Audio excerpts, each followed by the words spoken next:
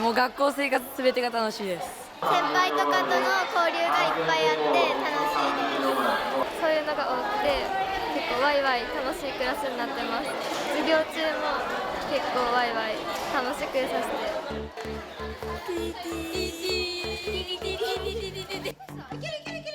학교가 즐거운 아이들이 있습니다.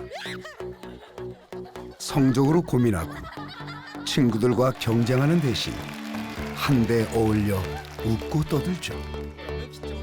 함께 토론하고 문제를 해결합니다. 상식을 깨고 한계를 넘어 일본 교육의 미래로 주목받는 지방의 작은 소도시. 그곳에는 과연 어떤 비밀이 숨어 있는 걸까요?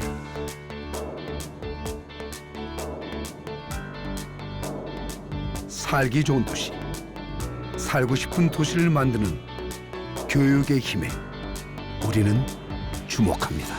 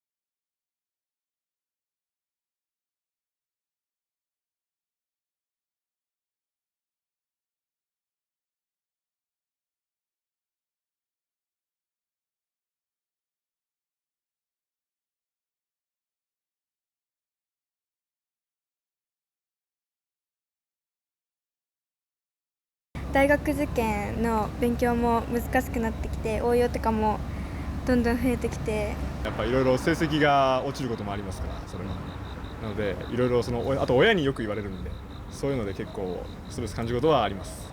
友達関係とかでそういう大変なこととかはあります。会社に入るときにそういう肩書きみたいなものは重要になってきますけど、あんまり僕はそこを重視してないので、今を楽しめればいいかなっていう感じで思ってます。 개학을 앞둔 지난 8월 30일자 아사히 신문에 다소 충격적인 기사가 보도됐습니다. 가고 싶지 않으면 학교에 가지 않아도 된다. 대안학교를 비롯한 5개 청소년 단체가 긴급 성명을 발표하고 자살 방지를 위한 이른바 전방위적인 부등교 캠페인이 시작됐습니다. 지난 한 해만 그렇게 잃어버린 아이들이 340여 명. 특히 여름방학이 끝난 9월 초 급증하는 청소년 자살 사건을 가리켜 일본은 9월 1일 문제라 부릅니다. 경쟁사회가 불러온 일본 교육의 참담한 민낯입니다.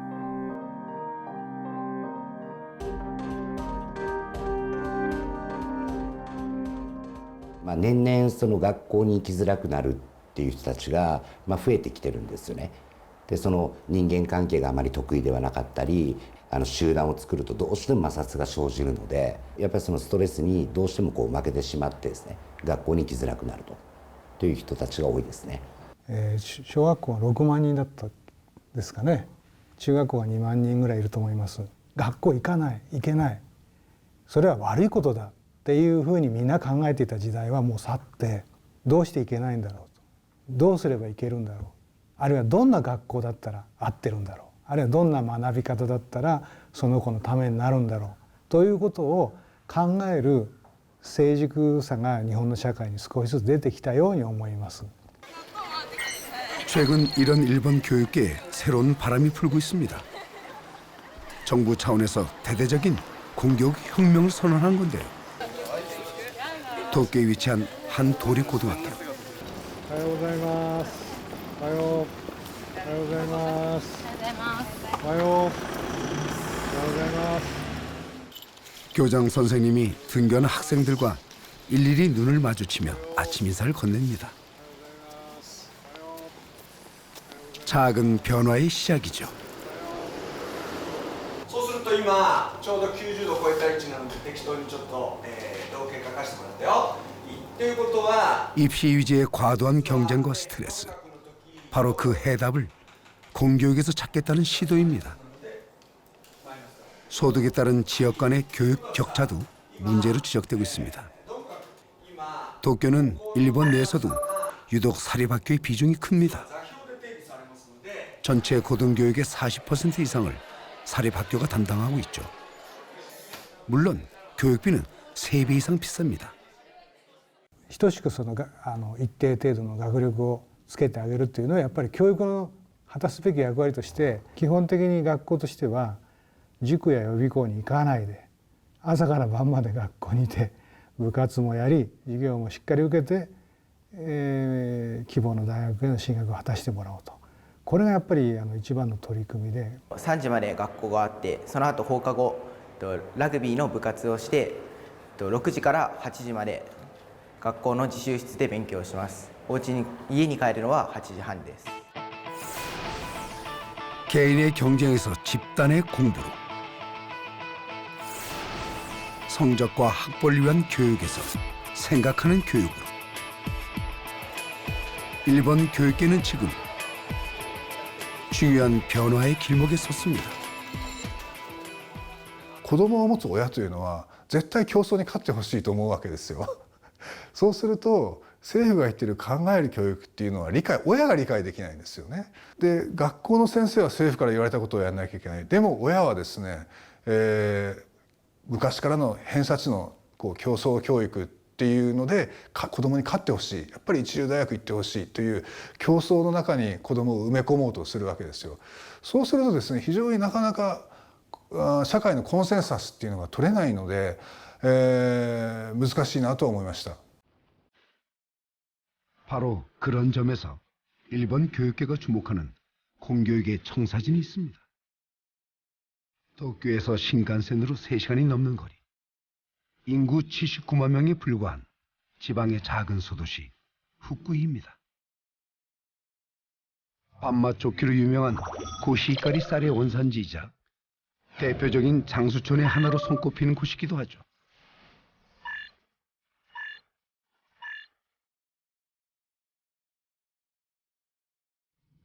하지만 정작 후쿠이가 세간의 주목을 받게 된 건 학생들의 성적 때문이었습니다. 번듯한 학원 하나 없어 사교육이랄 게 따로 없지만 문부 과학성이 실시하는 전국 학력 평가에서 도쿄나 오사카를 제치고 10년 넘게 전국 1위. 더 놀라운 건 학생들의 행복 지수 역시 전국 1위라는 사실입니다.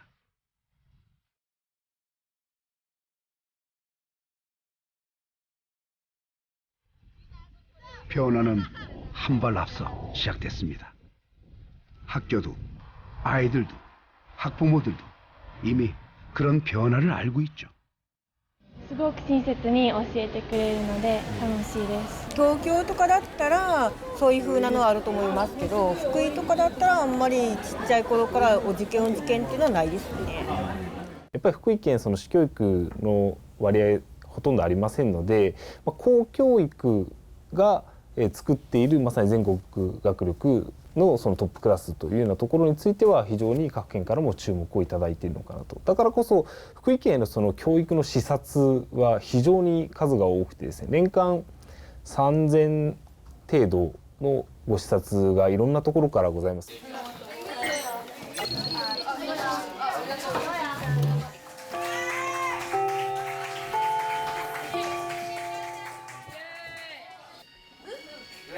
학생과 교사, 학부모가 모두 만족할 수 있는 교육이란 과연 어떤 걸까요? 어떻게 그런 변화가 가능한 걸까요?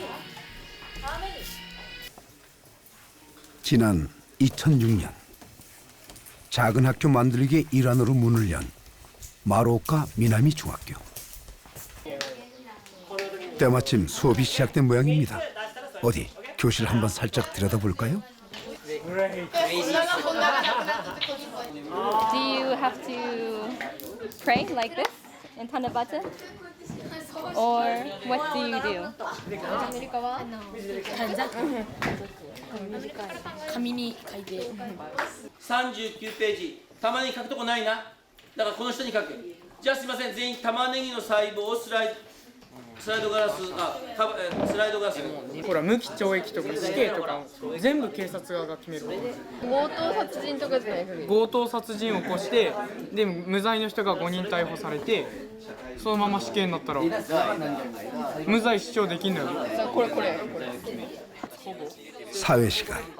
오늘은 사형 제도를 놓고 찬반 토론이 한창입니다. 영어, 수학 할 것 없이 아이들은 늘 이런 형태의 자유 토론이 익숙합니다. 수업마다 2명의 교사가 배치돼 한 명 한 명 끊임없이 질문을 던지죠. 아이들은 함께 고민하고 때론 설득하며 하나의 결론을 이끌어냅니다.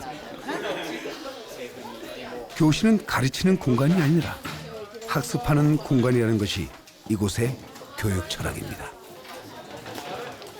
友達とは違う意見が出ることがあってそれについて話し合うのが面白い。みんなと意見交換できるのでまあ一番は違う観点から物事を見ることができることですね。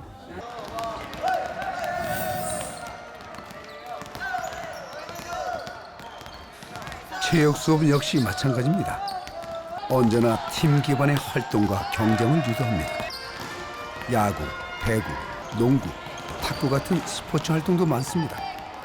고3까지 주 4시간 이상 체육 수업은 기본이죠. 학력뿐만이 아니라 전국 체력 테스트에서도 언제나 후쿠이가 상위권을 차지하는 비결이기도 합니다. 이 교실을 끝낸 쉬는 시간. 저마다 작은 진가방을 챙긴 아이들이 교실을 이동합니다. 별도의 휴식 공간이 있기는 해도 우리 반이라는 게 따로 없습니다. 흔히 대학교에서나 볼 수 있는 풍경인데요. 수학은 수학교실, 영어는 영어교실. 각각의 과목마다 그 별도의 전용 교실이 있어 학년마다 돌아가며 수업을 받습니다. 교실 바로 앞엔 각 교과 담당 교사들의 연구실이 개방돼 있습니다. 수업 준비도 하고 각종 교구나 학습 자료를 모아놓는 곳입니다. 아이들은 언제든 와서 모르는 것을 질문하고 또 같은 과목 교사들끼리도 서로의 수업 방식을 모니터링하고 소통할 수 있습니다. この教科センターのいいところというのは若い先生がもしここで仕事をしていれば目の前で他のベテランの先生や中堅の先生の授業を見ることができます。そこで授業の内容を学ぶことができる素晴らしいシステムだと思います。 학교는 설계 단계부터 이런 교육 방식을 염두에 두고 건축됐습니다. 눈길 닿는 어디든 막힘없이 열린 공간. 도서관을 중심으로 중앙 정원을 둘러싸듯 나선 형태로 연결된 교실.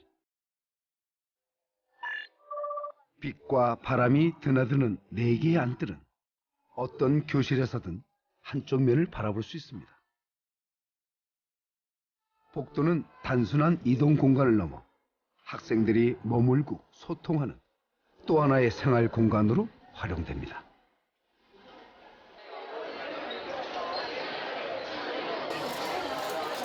어느새 점심시간입니다.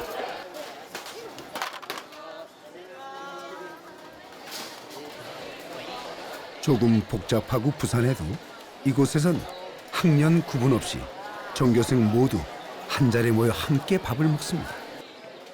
교과 교실제와 함께 또 하나 눈여겨봐야 할 후쿠이만의 독특한 교육 방식. 서로 다른 학년이 함께 생활하고 활동하는 일명 스퀘어 제도입니다.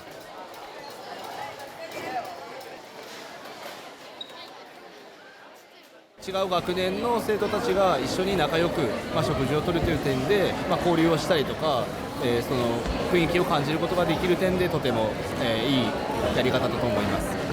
1、2、3年生と先生らが食事を一緒にするから、みんなと関わりができていいと思います。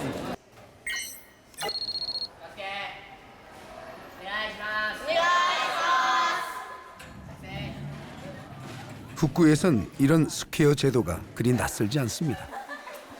1, 2, 3학년 각각 한 반씩을 하나의 스퀘어로 묶어 한 층에 배치하는 학교도 있습니다. 자연스럽게 선후배가 함께 어울려 생활하고 활동합니다. 수업만큼이나 중요한 일종의 인성교육의 하나이죠.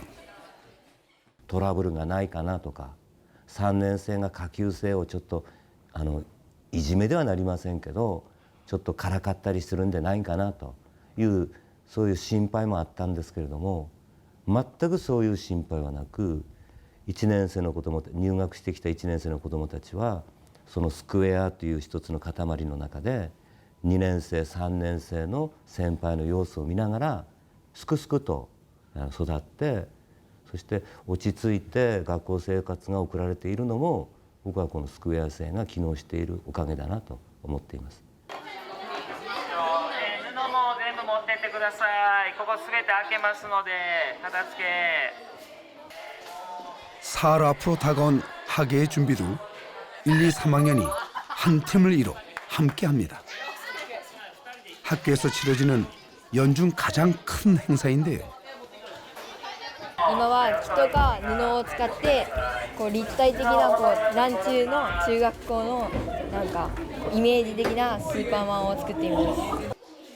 아이들은 이런 공동 작업을 통해서 의견을 조율하고 역할을 분담하고 소통하는 법을 배웁니다. せーの、話すよ。ちょっと待って。いける。 무엇보다 이런 과정이 학교가 즐겁습니다. 一から作るのは難しいけど、みんなでやってて大きなものになってくると達成感がありました。空に向かって愛を届けよう。打ち解けたけどとびきりの僕の愛はきっとこの空より高く。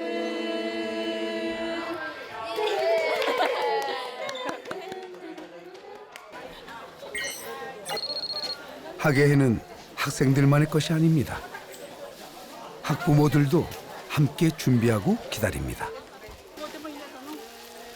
매년 이렇게 집에서 쓰지 않는 물품들을 가져와 바자회를 열죠. 학교에만 맡겨두는 대신 학부모와 지역 사회 전체가 저마다의 방식으로 아이들을 격려하고 지원합니다. 그리고 그 바탕엔 학교에 대한 깊은 신뢰가 깔려 있습니다.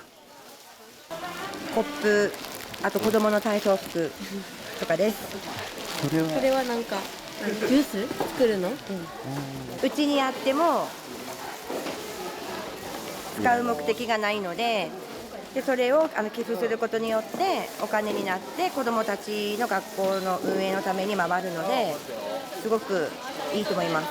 最終的にはこの売り上げっていうか売れたのが子どもたちのためになればということで皆さんそういう思いでお手伝いしてくださってますんで。 그 시간 하루 일과를 모두 끝낸 학생들이 줄줄이 복도에 나와 앉습니다.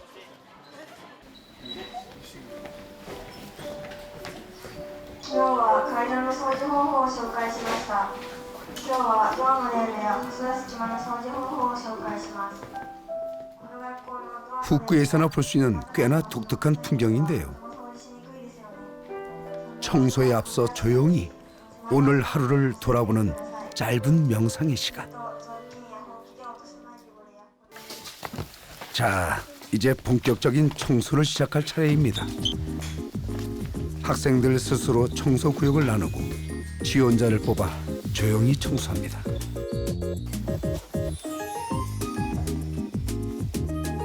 아무도 소리를 내는 학생들이 없는데요. 후쿠이 지역 대부분의 학교들이 중요하게 생각하는 또 하나의 인성교육, 일명 무건 청소입니다. 至る所にやはり本校の特色、子どもたちが主体的に、誰から言われてからやるのではなくて自分で考えて、行動に移していく。それもいやいややるんではなくて、こういうところも清掃したらもっときれいになるんじゃないかなというふうなことで考えてやってくれる。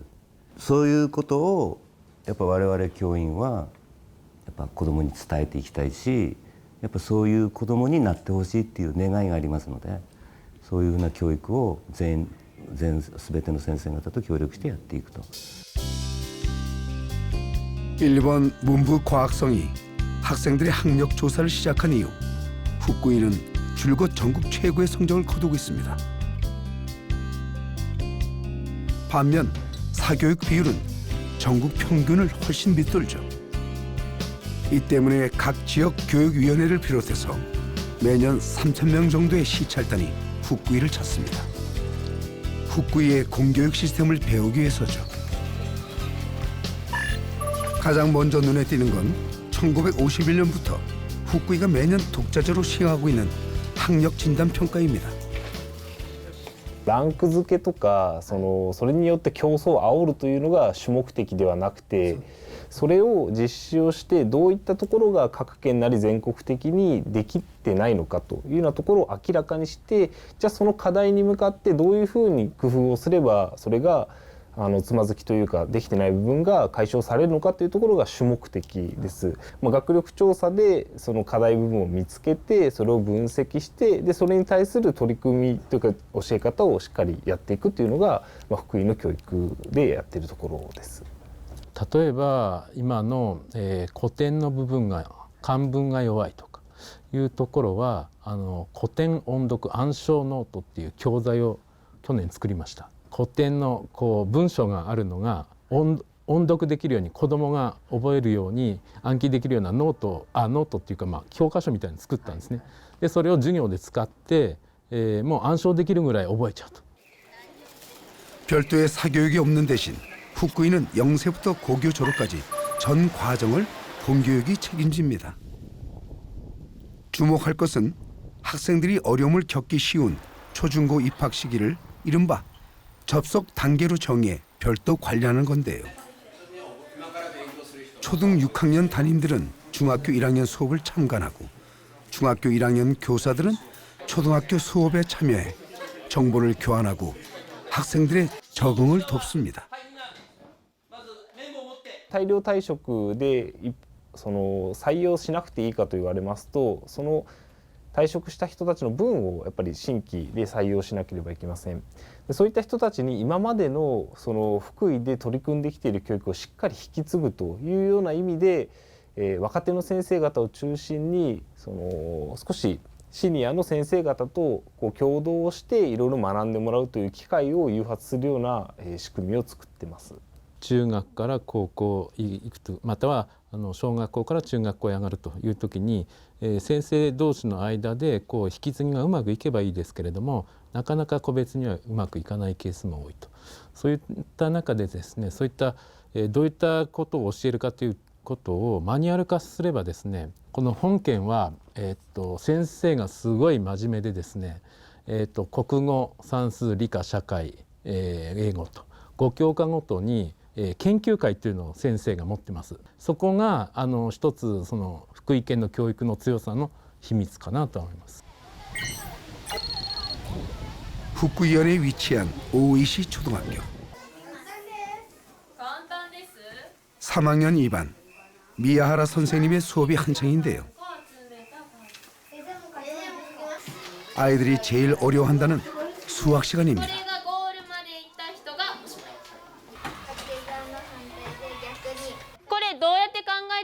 明できる人いる？どうやって考えた？いや、ただマスターさん。はい、線が10個、まず23個。10と 10？ 20。20とそう、俺もそう思うと。線が10個で1万だから、それが20個あるから2万で、線が3個で3000だ。そうそうそう。2つに分けたんだよね。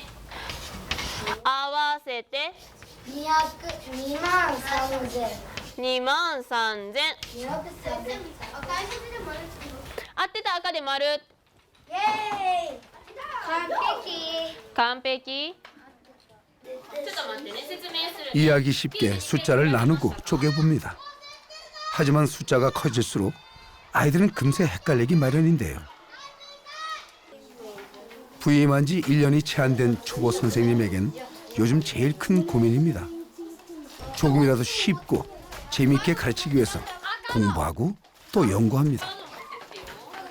何が難しい？割り算。ああ、割り算ですって。昨日私が研究していたところの範囲がやっぱ難しいみたいで。研究じゃない。はい、頑張れ。 학교 수업이 모두 끝난 저녁 시간. 선생님들의 공부가 시작됐습니다.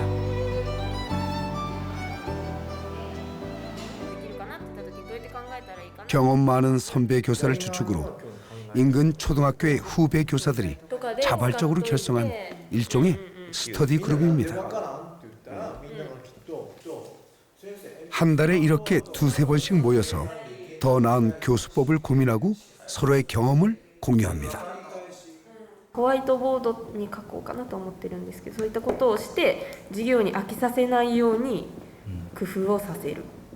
でさらにペアとかの活動を入れて固まっている子たちもなるべく全員が参加できるような授業にしようかなと思ってます。一つの紹介だけど1ページ単元1ページで、左側は考え方とか思いっきりこう、で右側は類題とか何とか大とかな、数え棒だけじゃなくて、子どもたちは、算数ボックスの中にブロックもあるし、それからお財布もあるし、お財布じゃないわ、なんだっけ、お金もあるし、それからノートに絵を描きたい子もいると思うから。 오늘의 주제는 큰 수의 나눗셈. 구체적인 교구나 상세한 지도 방법까지 세세한 논의가 이루어집니다. 언제 어디서 시작됐는지도 모를 이런 식의 소규모 교사 연구회들이 후쿠이 전체에 마치 그물망처럼 촘촘하게 조직돼 있습니다. 수업이 점점 더 쉽고 재밌어지죠.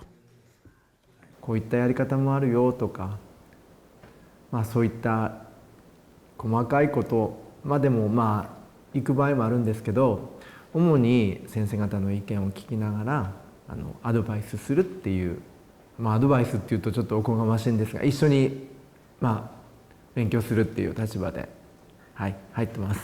この授業をどうやってしようかっていうのをずっと悩んでいたんですけど、同じメンバーの方や先生方にアドバイスをたくさんいただいたおかげで自分の中で明確な事業の構想が立てたので、とても良かったなと思っています。でペアに来るね。それ面白いから、そのこれに入る前とかで使っといて。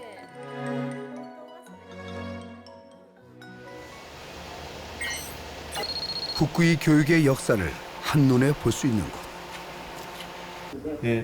大正14年初めての、日本でラジオ放送された基礎英語講座です。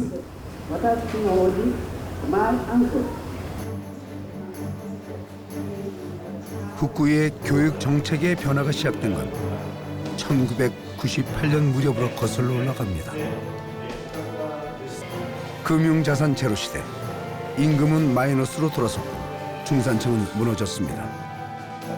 불확실한 미래에 대처할 인재, 위기를 기회로 바꿀 새로운 인재상이 필요했습니다. 후쿠이는 이것을 교사 바꾸기에서부터 시작했습니다. 本当に社会そのものが常に発展的に変化していく状況の中で、学校だけが30年に一遍しか自己変革できないようなことでは対応できないわけですから、その点では常に再構成、じっくり研究しながら発展させるという力を持った学校、それをどう実現するのかっていうのが課題になると。 그 첫 단추가 교직대학원이었습니다. 교사들의 전문성을 높이기 위해서 지난 2007년 개설된 교직대학원. 후쿠에선 매년 15명의 안팎의 교사들이 학교를 다니면서 동시에 대학원에 입학합니다. 각기 다른 전공의 교사들이 모여서 다양한 경험을 나누고 치열하게 토론합니다. 학교와 지역을 뛰어넘어 여러 분야의 전문가나 연구자들과 공통의 탐구 과제를 수행하거나 실전에서 연구 사례를 공유하는 기회도 갖습니다. 福井の先生たちのその強みっていうのは、本当に学校の先生たちの仲間、コミュニティを大事にしていると、そしてそれを非常に丁寧に持続的に発展させてきたということかと思います。ある意味その教師の力っていうのはある段階で完結するものではない。課題はどんどん複雑になり高度化しますので、そういう点では共同で学び続ける、そして自分自身が学ぶとともに同僚がとともに学んでいく状態を特に意図的にそれを支えていくというのがどうしても求められる力かなというふうに思ってます。 교육의 질을 높이자면 먼저 교사가 달라져야 합니다.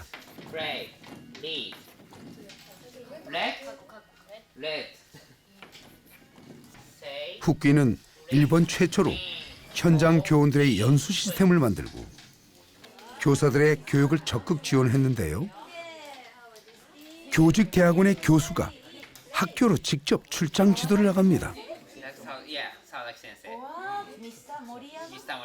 학교 수업이 곧 현장 실습인 셈이죠. やってることがそのまま大学で生かされるし、大学で学んできたこと、皆さんから話を聞いてきたこと、もしくは先ほどちょっと言い忘れましたが、理論と実践をつなげることもやっております。ですから理論に裏付けされたやってることが本当に理論的にいいのかどうかっていうことも学ぶので、そういうことも皆さんに還元したりとかさせていただいているので、本当にもうリンクしている感じです。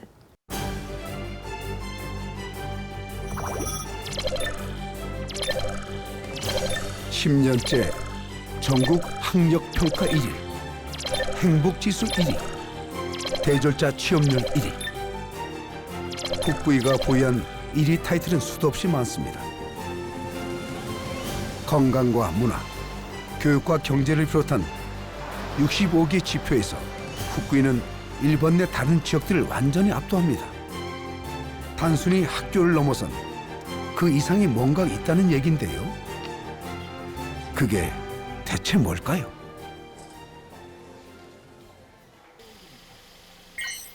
저녁 7시가 조금 넘은 시간, 후쿠이의 평범한 가정집을 찾았습니다.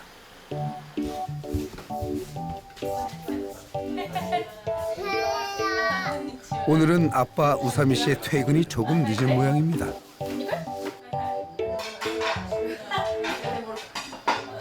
그러고 보니 새 아이의 아내, 할머니까지 기다리는 가족들이 꽤나 많네요.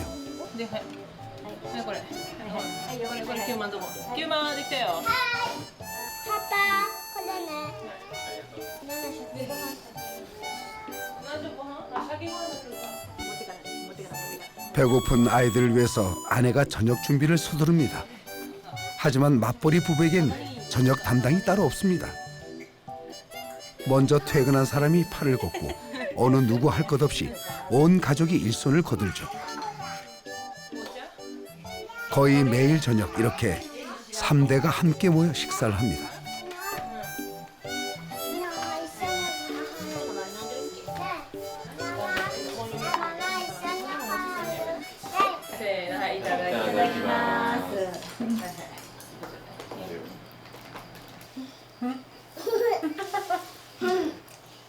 큐장 뭐プール終わったね。運動会の練習？運動会の練習やね。ななちゃん何したの？せーやね。何したの？本当？魚したの。魚。魚食べたって。うまい。美味しいね。 출장 가신 할아버지의 여행 중인 이모까지 합세하면 총 8식구. 그야말로 대가족입니다. 하지만 후쿠이에선 일상적인 풍경이라고 하는데요. 실제로 3대가 함께 살거나 또 바로 옆에 거주하는 경우를 합하면 전체 주민의 80%. 일본 내에서도 손꼽힐 만큼 3대가 함께 사는 비율이 높습니다. 一緒に家事をするので、そうそうそう。たくさんの人の準備をしなくちゃいけないけれども、2人いるので、そう炊事とか分けたり、一緒に時間がなかったら一緒に炊事をしたりとか。共働きっていうのもありますし、いろいろこう行事が重なると、私も妻もこうその行事に行かないといけない時にはやっぱりおじいちゃんおばあちゃんに子供を見てもらったりっていうのがあるので、そこは助かってます。ピンクやって。ピンクないよ。じゃあ白でいいよ。白ピンクあるからやって。ママいいのあるって。ママいいの持ってくるって。でこれ食べるね。で 식사를 끝낸 아이꼬가 2층 공부방으로 올라왔습니다. 올해 초등학교 3학년인 아이꼬. 시키지 않아도 알아서 척척 숙제할 준비를 합니다. 하루도 빠지지 않고 매일 반복하다 보니 이제 습관이 된 모양인데요. これ学校で書いてくる宿題の量なんだけど、いつも1、2、3、4、今日は5やね。5。宿題するのにどれぐらい時間かかる？ 30分ぐらい。 초등학생치고는 숙제가 꽤 많죠. 별도의 사교육이 없는 대신 아이들은 숙제를 통해서 꾸준히 반복 학습을 이어갑니다. 놀랍게도 별것 아닌 이 작은 습관이야말로 후쿠이 지역 교사들이 공통으로 손꼽는 성적의 비결입니다.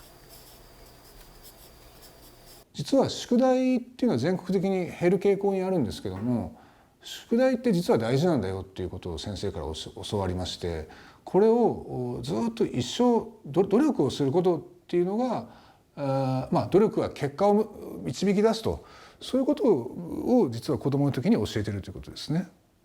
これわかる？なんとあいつこれわかる？でこれはあなたは学校へ行きますかってね人に尋ねてる分やろ。これわかるんじゃない？じゃあ打ち消しの形にするの。打ち消してね。ほら何々しないっていうの。ほらこれピアノを弾くやったら弾かないにしてるだけやで。吹かないって書ける。そう。そういうこと。 여기서도 3대 가족, 조부모의 역할이 큽니다. 후쿠에선 전통적으로 아이들의 숙제나 교육 지도를 대부분 조부모가 맡아왔습니다. 할머니, 할아버지가 양육과 교육을 도와주니 젊은 부부들은 마음 놓고 일할 수 있고 아이들은 정서적인 안정을 얻죠. ママは横で宿題している時にうるさいけど、ば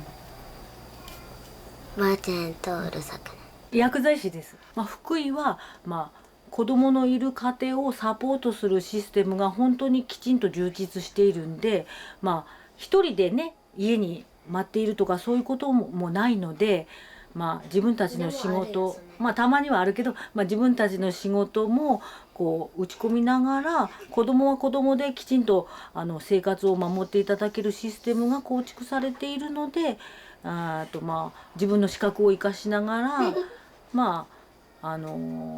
やっぱり社会貢献の一つとしてね、もうやっぱり定年になるまで働きましょうっていうやっぱり気持ちがやっぱり強いですね。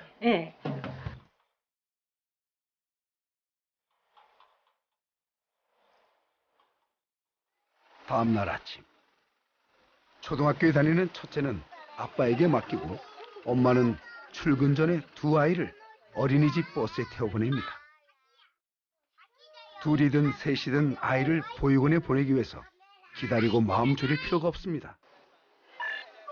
보육원 수용률 전국 1위, 직장 여성들의 출퇴근 시간까지 정책적으로 배려하고 지원합니다. 육아를 이유로 일을 쉬는 여성을 찾아보기 힘들죠. 毎日こういうふうに、子供を送ってそれから自分は仕事に行きます。大変なんですけど、やってあげたいなというか子供を育てるためなので毎日やってると大変なことでもそんなに大変じゃないって感じてくる。 3대가 함께 육아와 가사를 돕고 지자체가 앞장서서 여성들의 사회 진출을 지원합니다. 덕분에 후쿠이의 맞벌이 부부 비율은 일본 내에서도 압도적인 전국 1위를 기록하고 있습니다. 물론 일자리가 그만큼 많기 때문이기도 합니다. 이렇다 할 대기업은 없어도 지역의 특성을 살린 강소 기업들이 후쿠이의 경제를 탄탄하게 받치고 있죠. 기계보다는 사람 손이 필요한 작업, 학력이나 경험이 많지 않아도 일거리가 넘쳐납니다. 후쿠이로 이주해 오는 젊은 부부들이 늘어나자 저출산 문제도 자연스럽게 해결됐습니다. この会社にお世話になって7年半ほど経ちますが、今現在中学1年生になる娘が1人います。共働きっていうのがもう当たり前になってきているので、私も子どもの頃はやはり両親が共働きだったので、もうそれが当たり前だと思って育ってきました。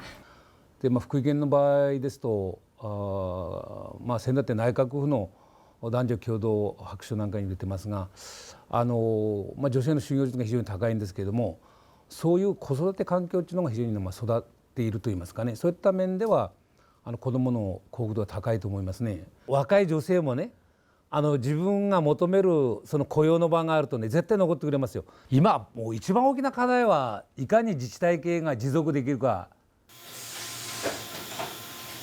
여성들뿐만이 아닙니다.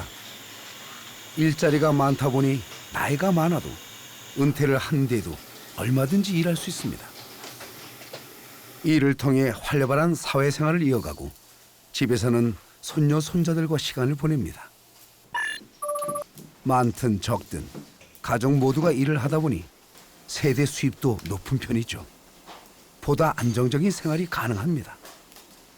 18から働いて、で今ここに入ったのは50からで18年です。もうそろそろと思ってるんですけど、体次第ですね。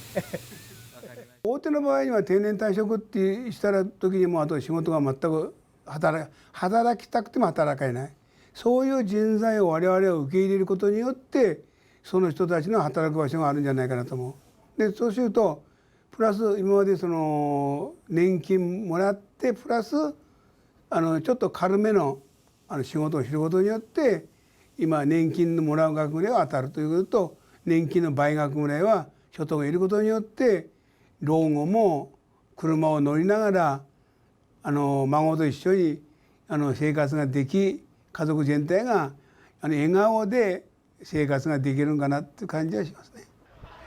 올해로 개교 4년째를 맞는 사카이 직업 전문 고등학교. 真ん中取ってないの？はい。真ん中ずらしたね。はい。とここにボルトいくやろ？はい。ずれるようになるやんほら。ああ。それでいいですね。なんでずれるの？遊びがあるから。何言ってんだよ。わからん。転換のタイミングが変わるの。基本は真ん中ぐらいで止める。はい。 真ん中そういうそう一個一個4通りやるんです。こうやってやってで作る、こう作る、またはい OK。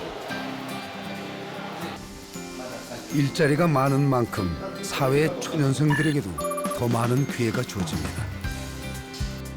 대학 진학자를 제외하면 졸업생의 100%가 일찌감치 취업에 성공하죠. 대부분은 대도시로 나가는 대신 후쿠이 지역 내에서 사회생활을 시작합니다. 여기에는 이른바 직업을 염두에 둔 교육이 한 몫을 하고 있습니다. 중고등학교 때부터 직장 체험을 통해서 지역의 우수 기업을 소개하고 자부심을 심어주려고 애쓰고 있습니다. 福井県に就きたい職業の場所があって、でもやっぱ自動車専門の短大は福井にはないから一回高山に行くことになって、で帰ってきてそこに就こうかなと思って。 학교는 우수한 인재를 배출해 기업의 경쟁력을 강화하고 기업은 다시 양질의 일자리를 제공해 지역 사회를 부양합니다. 가정과 기업, 행정의 삼박자가 맞물려 결혼하고 아이를 낳아도 나이가 들어도 일할 수 있는 환경을 만듭니다. 非常に学校とすればこの地域に密着したっていうか、そういうふうな位置づけの学校であるというふうに私は考えております。で、したがってこの地域が活性化するためにはそこで働くその労働者っていいますか企業人といいますか社会人、これが非常に優れた人材でないとなかなかその企業も活性化しないし、企業が活性化しないということはイコール町も活性化してこないことだというふうに思っておりますので、まずはこの地域の産業界に貢献できる、地域の産業界を担うことができる、そういう人材の育成に努めていくということだと思います。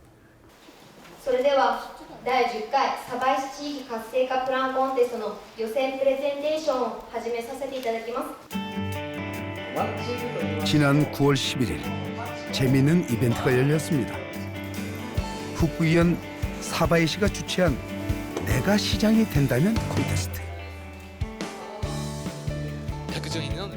10년 전 후쿠이를 알리기 위해서 학생들이 직접 기획하고 마련한 행사라고 하는데요.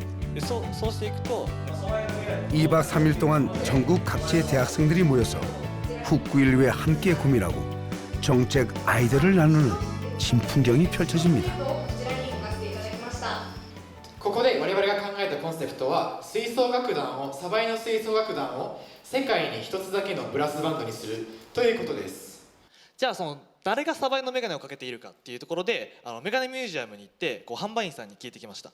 すると約7割が男性で3割が女性の方っていうふうにこの動画は、工場の音機械から出る音を採取してその音だけで音楽を作ったっていう DJ の方の作品なんですけど、これを鯖江にも応用します。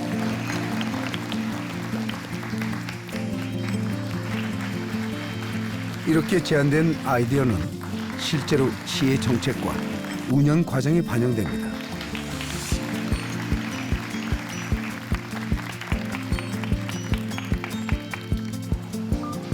후쿠이에 대한 젊은이의 관심을 유도하고 인식을 바꾸는 데도 큰 역할을 합니다. 사회를 변화시키고 좀 더 살기 좋은 도시를 만들죠. もう提案はもう面白い提案っていうのはほとんどこのプランコンテストから出ているのが多いですね。これはね僕はね本当にありがたいと思うのは地域活性化プランコンテストで卒業された方がやっぱり鯖江に愛着を持っていてくれるんですね。でまだもう卒業してからでもまた僕たちも地域活性化プランコンテストのようなことをやって鯖江に応援したいっていう方が毎年いらっしゃるんですよね。でこれはもう本当になんか大きいですね。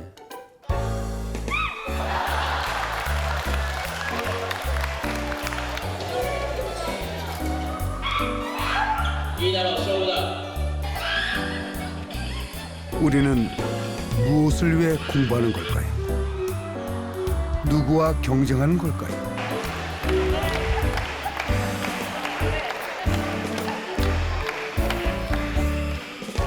학교가 조금 더 즐거워질 수 있다면 우리도 조금 더 행복해질 수 있을까요? 競争は重要だと思うんですよ。重要なんですが、その目標はいい学校に入るのが目標なのか、あるいはこの社会を作るために何か頭を使うことがどっちが重要なんだっていうそこの区別が実はよくできてないんではないかと思いましたね。 한때는 부산의 변방이라 불리던 곳. 한적한 농어촌 마을이었던 기장군의 인구는 불과 10년 만에 2배 가까이 늘어났습니다. 특히 젊은 부부가 많이 모여들면서 출생률이 급증했습니다. 대한민국에서 가장 젊은 도시가 됐죠. 기장군의 이런 변화 역시 교육에서부터 출발했습니다.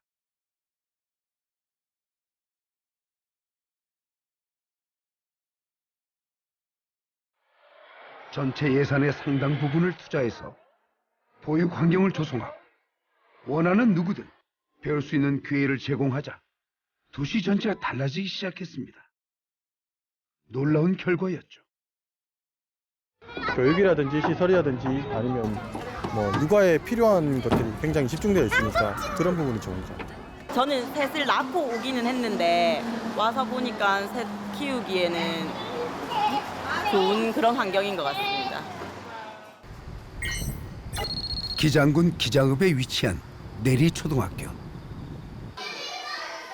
전교생이 대약 130여 명.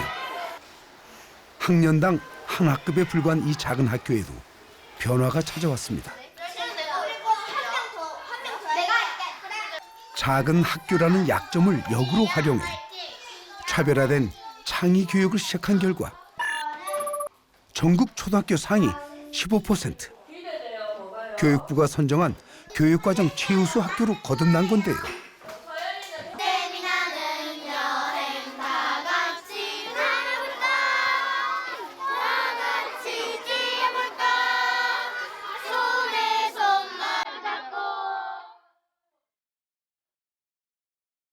학교의 역할이 교육의 목적이 바뀌고 있습니다. 아이들은 스스로 고민하고 더 많이 경험합니다.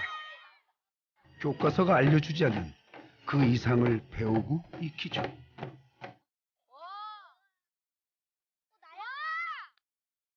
더 나은 미래를 꿈꿉니다. 기장에서 시작된 작은 변화. 오늘 우리가 푸꾸에서 찾아낸 그 가능성을 이곳에서 다시 발견할 수 있을까요? 교육은 분명히 그 아이들을 단순히 그 지역이 필요로 하는 인재를 길러낸다라는 차원만이 아니고 전반적으로 도시의 품격을 높이는 중요한 요소라고 생각을 합니다. 그런 점에서 도시의 미래는 교육에 의해서 또 결정될 수 있다. 학교를 살리게 되면 그 도시나 지역도 살아난다고 생각을 합니다.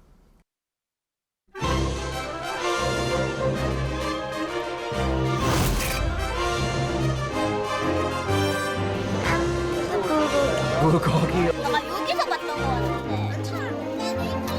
야치. 야치예요. 셋셋, 니하마.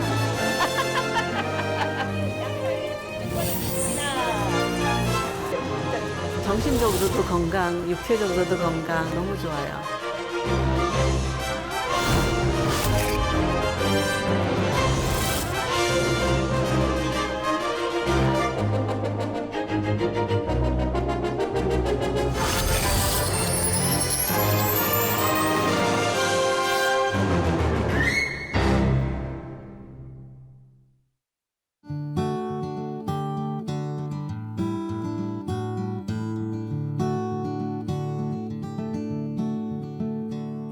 I hear you calling, I keep falling in and out of sleep.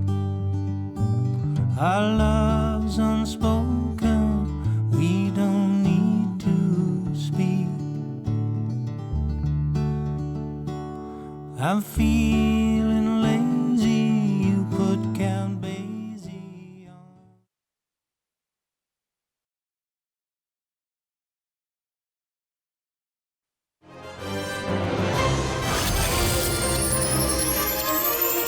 「